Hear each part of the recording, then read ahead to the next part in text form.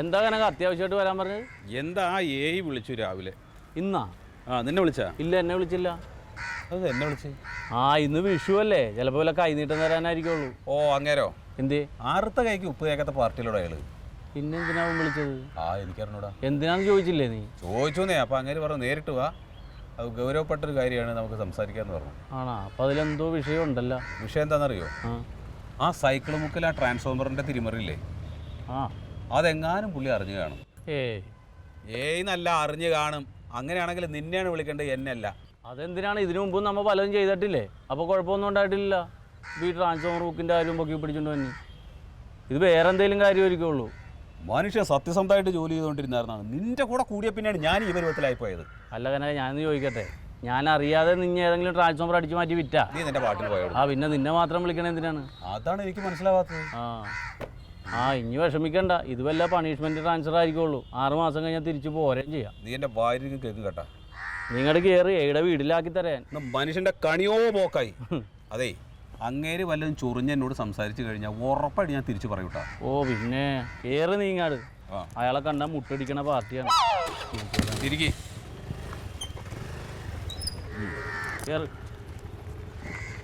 ഈ ശൗര്യമൊക്കെ അവിടെ കാണിക്കണ കേട്ടാ. ഇരുന്നാ?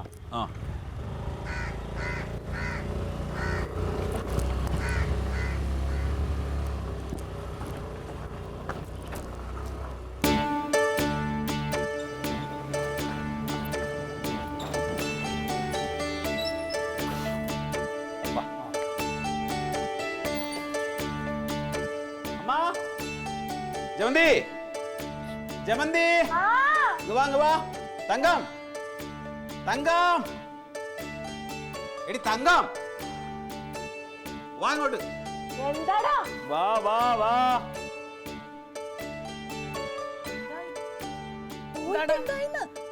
കാര്യമെല്ലാം ഉണ്ടാക്കിയാ? അമ്മ, ഇന്ന് ഇവിടുന്ന് ഇറങ്ങി പോകുമ്പോ എനിക്ക് ഭയങ്കര സങ്കടമായിരുന്നു. ഇവിടെ എല്ലാരും വിഷമത്തിൽ തന്നെയായിരുന്നു. പക്ഷെ ഒരു സന്തോഷ വാർത്തയുണ്ട്. എന്താ? എന്താണ്? നിന്റെ ബാധയൊക്കെ ഇറങ്ങിയോ? ബാധയൊക്കെ ഇറങ്ങിപ്പോയി. നീ പറയടാ. നീ പറ. നീ പറയാന്ന്. നീ പറയണല്ലേ അതിന്റെ ഒരു മര്യാദ. അതെ, ഞാൻ പറഞ്ഞവരാരും വിശ്വസിക്കൂലടാ. നീ പറ. നിങ്ങൾ ആരെങ്കിലും ഒന്ന് പറ. അമ്മ, ഞാൻ പറയാം. ഇന്ന് നമുക്ക് എല്ലാവർക്കും അഭിമാനിക്കാൻ പറ്റുന്ന ഒരു കാര്യം ഉണ്ടായി. ഞങ്ങളുടെ ഡിപ്പാർട്ട്മെന്റിൽ നിന്ന് മികച്ച പ്രവർത്തനത്തിന് 3 ലൈൻമാൻമാരെ തെരഞ്ഞെടുത്ത്. അതിലൊരു ലൈൻമാനാണ് ഈ നിൽക്കണ കനകൻ. മന്ത്രിമാരൊക്കെ പങ്കെടുക്കുന്ന ചടങ്ങിൽ വെച്ചാണ് അവാർഡ് കിട്ടണത്. വലിയൊരു കാര്യമാണിത്. എനിക്ക് വിശ്വസിക്കാൻ പറ്റില്ല. ശരിക്കും എനിക്ക് വിശ്വസിക്കാൻ പറ്റില്ല. വേറെ വല്ല കനകന്മാരും? ഇല്ല, കനകൻ ഇത് തന്നെ. എന്റെ കൂടെ വർക്ക് ചെയ്യണ എല്ലാവർക്കും ഇങ്ങനെ അവാർഡ് കിട്ടാറുണ്ട്. അതെ, ഇന്നാള് ഷൊർണൂരിൽ അവന് ഇതുപോലെ കിട്ടി. എന്നിട്ട് സ്വന്തമായിട്ടൊന്നും കിട്ടിയിട്ടില്ല. ഞാൻ ഇവരെ പ്രോത്സാഹിപ്പിക്കണല്ലേ. നമുക്ക് എനിക്ക് ഇതിനോട് താല്പര്യമില്ല. എനിക്ക് ഇവനോട് വേറൊരു കാര്യം സംസാരിക്കാൻ. എന്താണ്? നീയേ ഇവിടെ എന്താ കാണിച്ചു കൂട്ടിയത് കുറച്ചു മുമ്പ്? എന്താണ്? ആ പാവം ക്ലീറ്റോനെ കണ്ടിട്ട് നിന്റെ 1 കൊല്ലം പോയി. നിന്നെ നശിപ്പിച്ച് തല്ലാനും കൊല്ലാനും വന്നല്ലോടെ. ഇപ്പൊ എന്തായിടാ? അമ്മയും കൂടെ നിന്നായിരുന്നു. ഇപ്പൊ മനസ്സിലാക്കണം അമ്മ എന്റെ ക്ലീറ്റോന്റെ ഐശ്വര്യം എന്താണെന്നുള്ളത്. അളിയന്റെ ഓഫീസിൽ പോയി. ഓഫീസിലാ? ഓഫീസിൽ പോയി? പാർട്ടി ഓഫീസിൽ പോയി. ലഡു.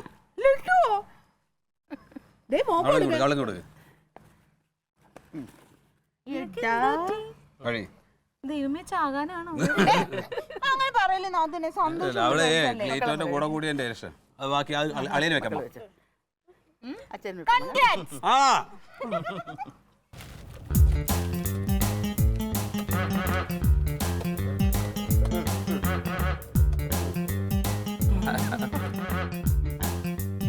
നീ നോക്കിക്കോടാ, നിനക്കിനി വെച്ചടി കയറ്റായിരിക്കും. പിന്നെ ഞാൻ വീട്ടിൽ നിന്ന് ഇറങ്ങി കഴിഞ്ഞാൽ തന്നെ കയറ്റാണല്ലോ.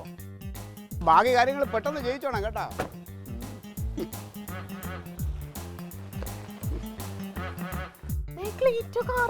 ഇതെന്താ കാറ് വന്നേക്കണേ? വലിയ സന്തോഷത്തിലാണല്ലേ. ഏതാ വലിയ ആളാട്ടോ അത്.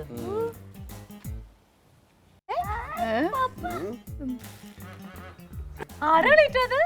അതെ, എന്റെ ബിസിനസ് പാർട്ണറാണ്. ആരാവനാ? ഇത് നമ്മുടെ ആ പറമ്പ് കച്ചവടക്കാരൻ ബ്രോക്കർ ശ്യാമല്ലേ, ആ തൊപ്പി വെച്ച? പാർട്ണർ നോക്കെ പോട്ടെ അറിയാം ഐശ്വര്യമായിട്ട് ലഡു ഇട്. ഞാൻ രാവിലെ നിന്നോട് പറഞ്ഞതെല്ലാം പിൻവലിച്ചു ഇട്. അല്ല ഇതിന്റെ കാര്യം എന്താണെന്ന് പറ. ക്ലീറ്റോനെ കണി കണ്ടു പോയിട്ട് ഇന്ന് നമ്മുടെ കനകന് വലിയൊരു ഭാഗ്യം കിട്ടി. അത് പിന്നെ അങ്ങനെയല്ലേ വരൂ. എന്താ സംഭവം? നമ്മുടെ ജില്ലയില് നല്ല 3 ലൈൻമാൻമാരായിട്ട് തെരഞ്ഞെടുത്തിരിക്കുന്നതില് ഒരാള് ഇവനാ. അതിന് അവാർഡ് കിട്ടാൻ പോവാന്. അതെയോ? മന്ത്രിയാണ് അവാർഡ് കൊടുക്കുന്നത്. കൺഗ്രാജുലേഷൻ. എടുക്കോ. അല്ല ആ ലഡു എടുക്കുന്നതിന് മുമ്പ് ആളിയ നിധിന്ന് ഒരു ലഡു എടുത്തേ.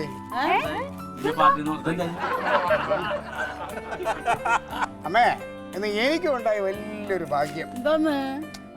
ഞാനും നമ്മളിപ്പോ വന്ന ശ്യാമുമായിട്ട് ഞാൻ നിന്നോട് പറഞ്ഞില്ല, ബസ് സ്റ്റാൻഡിന്റെ അടുത്തൊരു 10 സെന്റ് സ്ഥലത്തിന്റെ കച്ചവടം. അത് ഇന്ന് ഓക്കെ ആയി. 1 കോടി രൂപയുടെ കച്ചവടം അമ്മേ. 10 ലക്ഷം രൂപ ടോക്കണും കൊടുത്തു.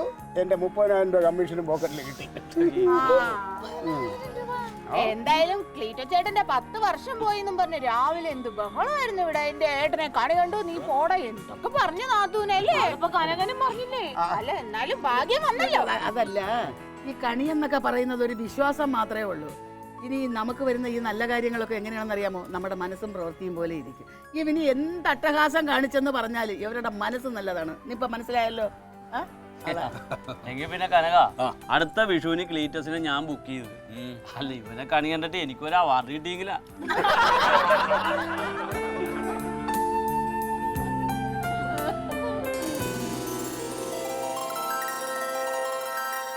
Alien versus Alien.